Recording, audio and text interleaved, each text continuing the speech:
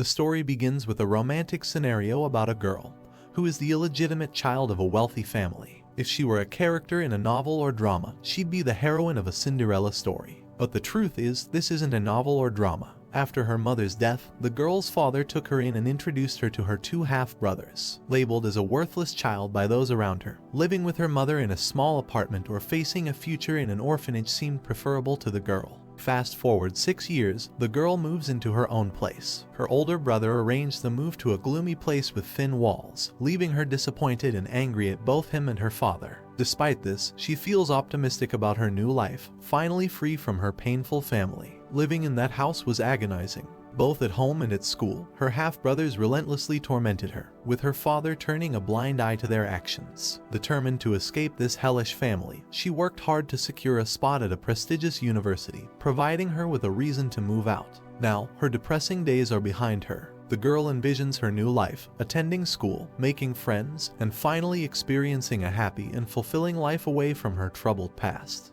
At her university, the girl overhears some girls discussing a game and the challenges of gaining an affection score in hard mode. Curious, she asks her friend about the game, leading to the discovery of the Ladies Love project. Despite finding it childish and cheesy, she decides to give it a try since all her friends are playing, simply wanting to see what the fuss is about. The game offers two difficulties, normal mode and hard mode. Opting for the normal mode, the girl decides to delve into the virtual world. The game unfolds, presenting Yvonne, an ordinary girl about to turn 18, and the youngest daughter of a ducal house. 6 years ago, she was separated from her family due to an accident. As she returns to her forgotten life in the ducal family after living as a commoner, a series of new incidents and connections unfold around her. In this virtual realm, players must target the male leads and raise their affection score. Additionally, they can earn fame and wealth by dealing with the villainess who enjoys meddling in the heroine's life. The goal is clear: reach a 100% affection score with any of the male leads to receive a confession of love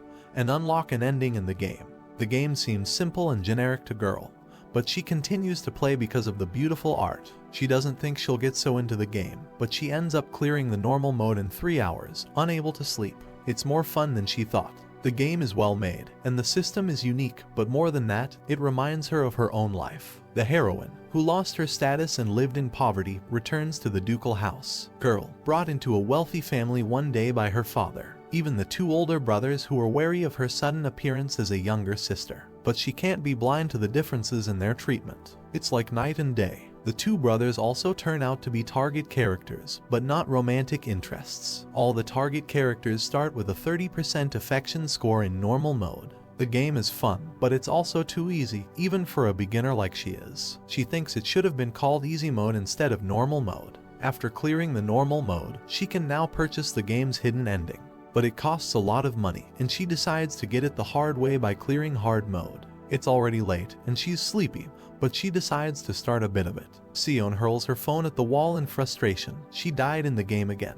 The difficulty of earning favor as the villainess in hard mode aggravates her, exacerbated by the fact that every wrong decision results in a game over, each one accompanied by a gruesome death. Reflecting on the character Penelope, the villainess who seemed so evil in normal mode, Sion now realizes that from her perspective, Penelope did nothing wrong. She questions why everyone reacts negatively to her. Sion desires for Penelope to survive, just once. Initially, she only wanted to see the hidden ending, but now she genuinely enjoys playing the game. She wonders what the villainess could have done so wrong. After all, Penelope was just given a bad role. Sion wants to witness the poor villainess survive, win someone over, and live happily. In normal mode, the heroine effortlessly wins everyone's love, while in contrast, the villainess's situation becomes increasingly unfortunate, no matter how much she pleads for affection. For the villainess in hard mode, every ending is a death. Recalling her past, Sion remembers her brothers bullying her and mocking her due to their father's neglect. The words that hurt the most were when they told her that nobody cares if she is bullied or starved, and they would all look away because she wasn't really their family. Seeing herself in the villainess, and after experiencing many deaths in the game, Sion desires to witness the villainess's brothers meet their doom as well. While she could buy affection score with money, she prefers to restart, face death,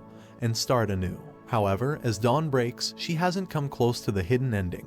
Drifting off to sleep, she decides to keep starting over until the villainess's end isn't death. In the Eckhart mansion, Sion, now inhabiting the role of Penelope, hears a maid calling out, "My lady, wake up." Confused, she wonders if the maid is calling for her. Recalling the events of the previous night, she realizes that instead of her bed, she found herself in this unfamiliar place and had become someone else. Despite praying all night, she now understands that it wasn't just a dream. She has truly transformed into the game's villainess, Penelope Eckhart. Upon waking, Sion, as Penelope, feels extreme pain in her hand, as if struck by lightning. Puncture marks on the inside of her elbow catch her attention.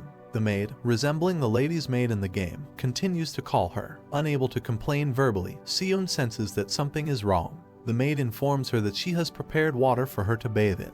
But Penelope can't speak unless the game choices appear in front of her. The maid smirks, catching Penelope off guard. She hadn't expected the maid to attend to her, let alone provide cold water for washing. Knowing that Penelope is treated indifferently, she didn't anticipate the harsh details, like the needles not appearing in the game. It dawns on her that she did see them in the death screen.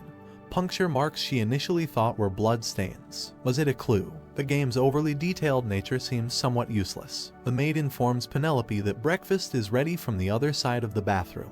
With no choice, Penelope washes herself in the cold water, undeterred by the years of suffering in a home she was forced to call her own.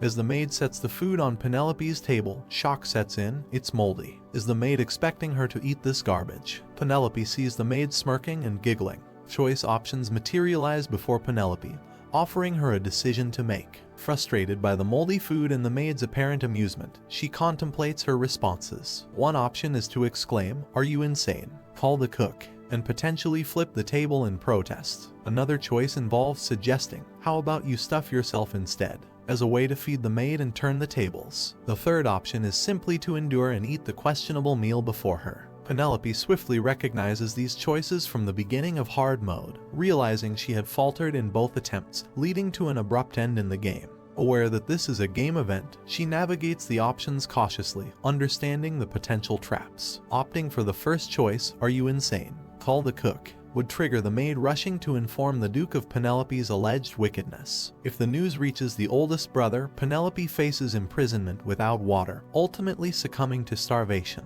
Similarly, the second option, "How about you stuff yourself instead?" holds its own peril. Choosing this leads to the younger brother witnessing the scene, intervening and accidentally causing Penelope's demise by pushing her off the maid, with a fatal encounter involving a fork on the floor. The stakes are high, and Penelope must carefully navigate these treacherous choices to avoid a tragic end. In the harsh reality of this situation, Penelope acknowledges the absence of a reset button, a luxury she would have in a mere game on her phone. Faced with the choices before her, she decides on the third option, recognizing that there's no escape from the consequences of her decisions in this unforgiving reality. Her body moves automatically, and she reluctantly picks up the spoon to consume the moldy soup. Spoon by spoon, she endures the repulsive meal, questioning if it can even be considered food. The maid, shocked at Penelope's actions, attempts to intervene as Penelope's body persists, even picking up the moldy bread. Penelope wonders how much of this distasteful food she must endure to navigate through this unsettling event.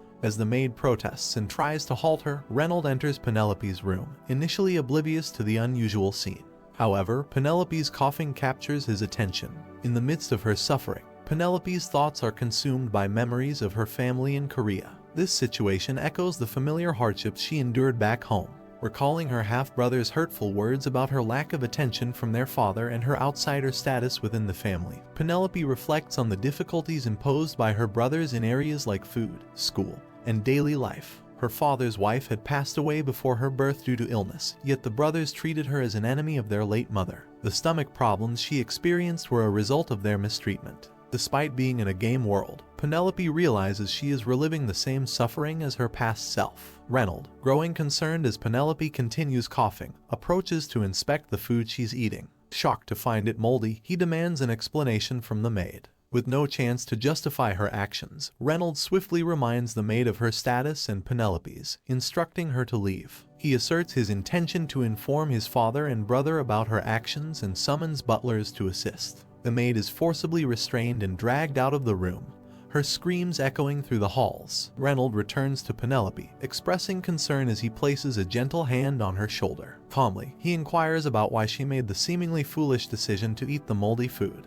He suggests she should have reacted as she normally did, flipping the table and screaming. Pissed, Penelope gazes at him, contemplating how such a reaction would have led to her demise. Her neck pierced by a fork, all because of him. Frustrated, she holds back these words, realizing there's no multiple choice window to express her thoughts in this real-life scenario. Penelope, with her pink hair, acknowledges that the resolution of the event is, in part, thanks to the second son of the Duke. However, she understands that the maid alone wasn't the primary cause. The entire staff functions as a solid unit. If the main figures of the house hadn't turned a blind eye, this situation would never have unfolded. Reynold remains concerned and offers to call a doctor. A new multiple-choice window appears before Penelope. Option 1, don't bother. Option 2, why do you care? Get out of this room. And Option 3, stop acting nice. It's annoying. Despite the events that unfolded, Penelope remains cautious in her choice, knowing it could be a matter of life or death. In a world where the consequences are real, she recognizes that, had she been unaware of the intricacies of this reality, she might have felt gratitude for Reynold's concern. However, her knowledge of the game dynamics informs her that his words may carry hidden motives. She decides on Option 1, don't bother, carefully selecting her response to navigate the complexities of this game-like existence, and avoid potential pitfalls that may arise from seemingly innocuous interactions. Reynold's initial shock transforms into anger as Penelope chooses don't bother. Swiftly reverting to his usual demeanor, he withdraws his offer to call a doctor, claiming there probably isn't one available for someone like her. His words escalate, suggesting she can eat whatever she wants, even if it leads to her demise. Despite the harsh exchange, Penelope observes a change in the white light above Reynold's head, indicating the affection score. It shifts from 2, a 7% increase, though still remaining negative. She proceeds to wash up, gazing at her reflection in the mirror. Recalling her initial thoughts when playing the game, Penelope acknowledges her own attractiveness. If not for the independence she gained when leaving her family in Korea, being Penelope could have been seen as a blessing.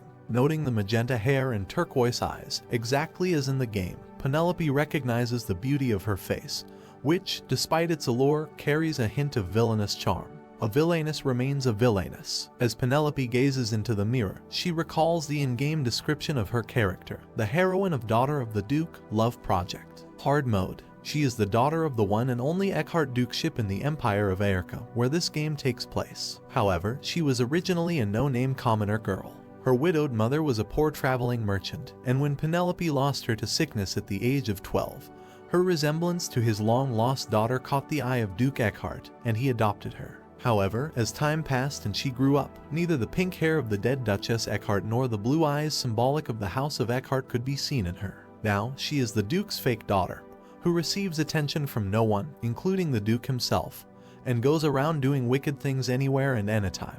What are the circumstances behind the person who became the world's greatest villainess? In this reflection, Penelope grapples with the complexities of her character, navigating the challenges of being the fake daughter in a world that pays her scant attention, all while assuming the role of the game's foremost villainess. As Penelope gazes at the reflection in the mirror, a wish lingers in her thoughts, that the Duke had searched more diligently for his missing daughter. Such an effort might have spared the innocent girl now standing before her from being drawn into this twisted narrative.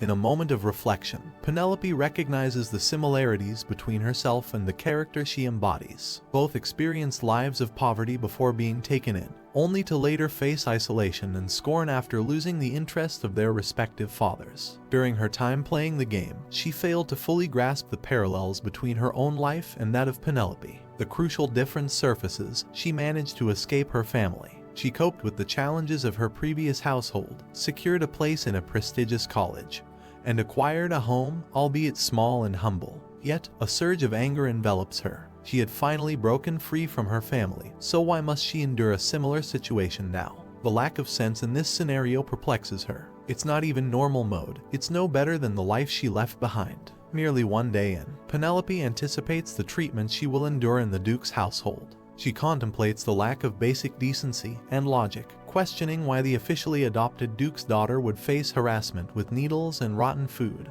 regardless of her perceived deviousness or falseness. Penelope, only 12 when adopted into the dukedom, makes her wonder if the abuse she faces started way back then, shaping her into the villainess she became. She empathizes with the young Penelope, realizing how powerless a child is when adults won't listen, no matter how loudly she screams. It's a realization that sends chills down her spine. She is now Penelope and could face the same fate as in the game.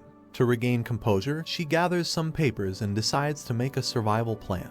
Living as Penelope, she needs a strategy. Organizing her thoughts, she notes down what she already knows about this world, especially the game dynamics. In hard mode, raising the affection score is tough and it's easy to lose it. The affection score starts at, except for Reynold, who begins at.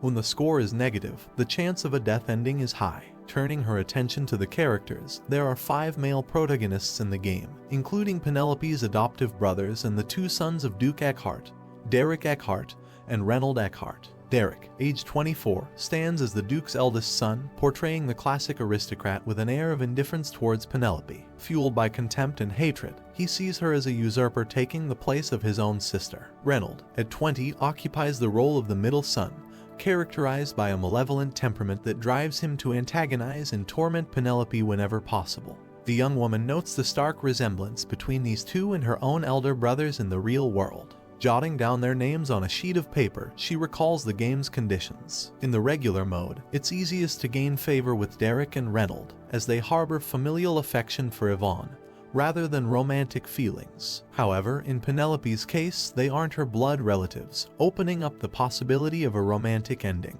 Despite this, the young woman swiftly dismisses the notion, striking out their names, deeming them utterly hopeless in this game. Reynold's initial interest in Penelope starts at a -10, a discouraging sign according to the author. The term brother troubles the young woman, leading her to decide against pursuing this ending altogether. Next in line is Callisto Regulus, 23 years old, described as a ferocious tyrant with a complete disregard for human life. The young woman vaguely remembers some details about him from the regular game mode. In the plot, the Crown Prince, who has lost value for his life, encounters the main heroine, Yvonne, who helps him heal his wounded heart. Subsequently, the villain undergoes torment, partly justifiable. To Penelope, he resembles a gloomy reaper, a character that frightens her to the core, akin to a predator. She has no desire to associate with him, having pressed the reset button so frequently that she can't recall the specifics of his storyline. Callisto is promptly crossed off the list, following the Eckhart brothers. Next on the list is Winterbird Andy, a 26-year-old who assumes the identities of both a Marcus and a magician,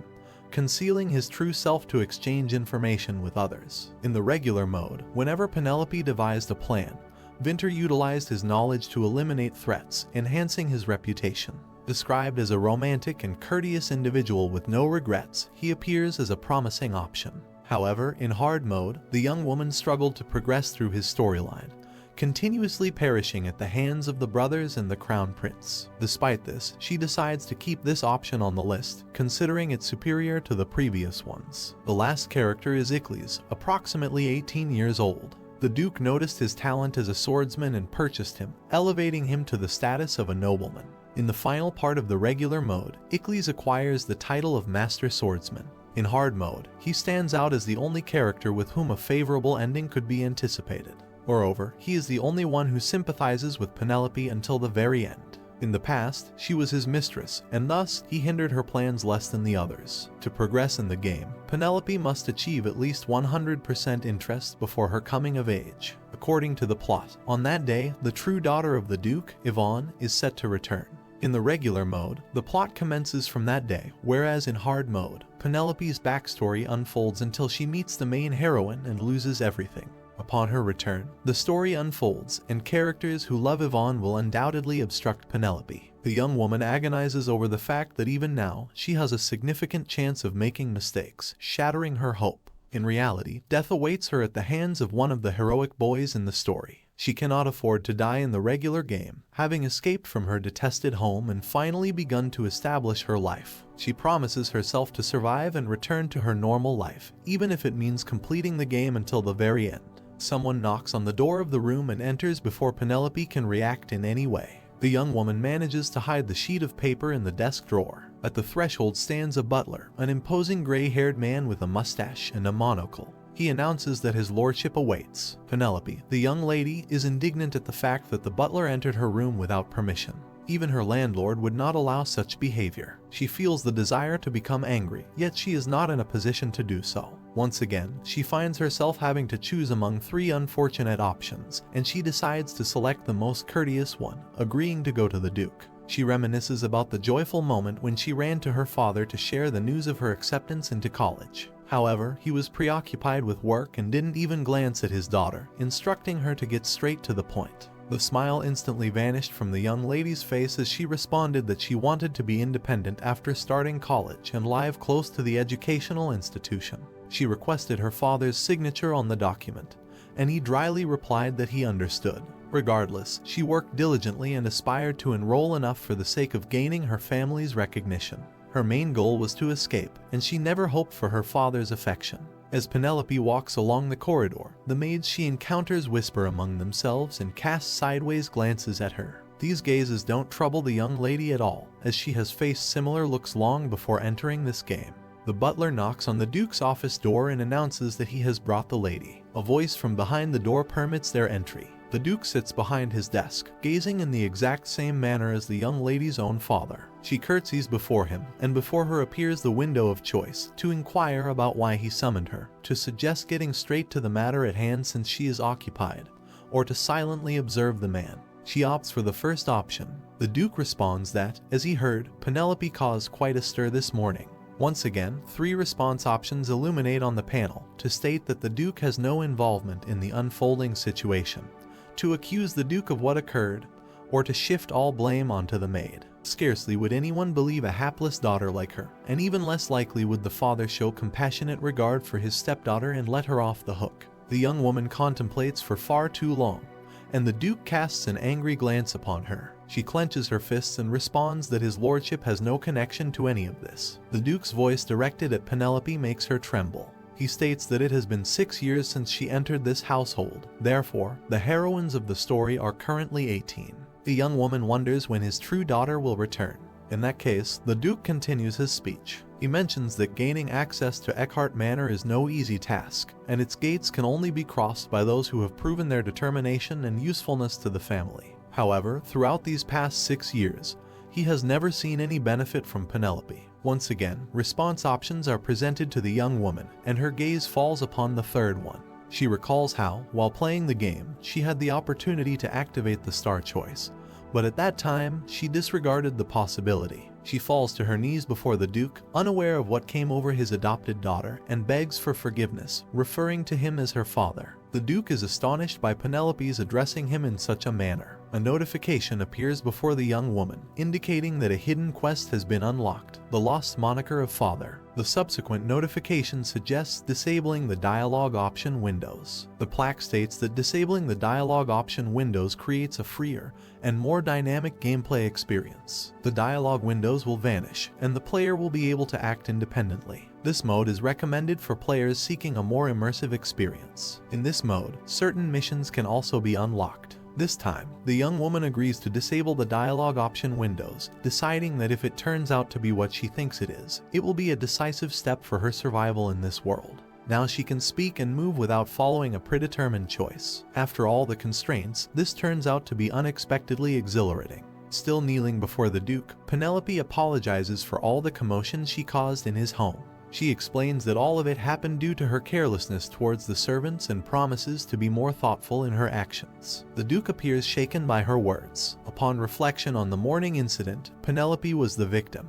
However, if one considers her behavior up until today, it doesn't matter. Persisting stubbornly can only bring troubles upon oneself. The only way to survive in this world is to bow and apologize. In such a manner, she continues to apologize for her childish behavior, and requests a chance to contribute to the Duke's family before Penelope's coming-of-age ceremony. Ultimately, the Duke is moved by her speech and accepts her apologies. However, he warns her that the word given by a member of the Eckhart family carries weight, and she should not miss the opportunity he has given her today. Penelope rises from her knees, graciously thanks the Duke, and leaves his chamber, closing the door behind her. She exhales with relief. She has endured this ordeal, and after all, the Duke is not one of the main characters. As the girl prepares to return to her room, she is halted by a voice she instantly recognizes. Before her stands Derek, the Duke's eldest son. He appears furious, and above his head, 0% of approval glimmers. Approaching Penelope, He expresses his displeasure with her actions today, which she committed after he ordered her to remain silent and not interfere.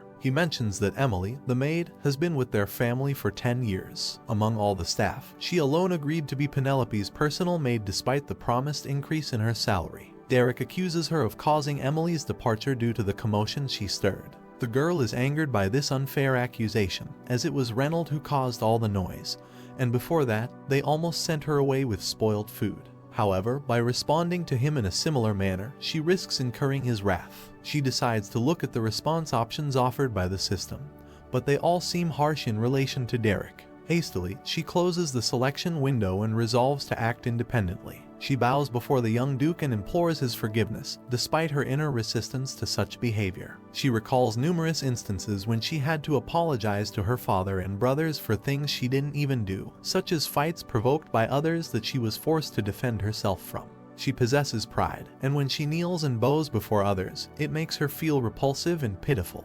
However, in her life, she has had to resort to such actions countless times simply to survive.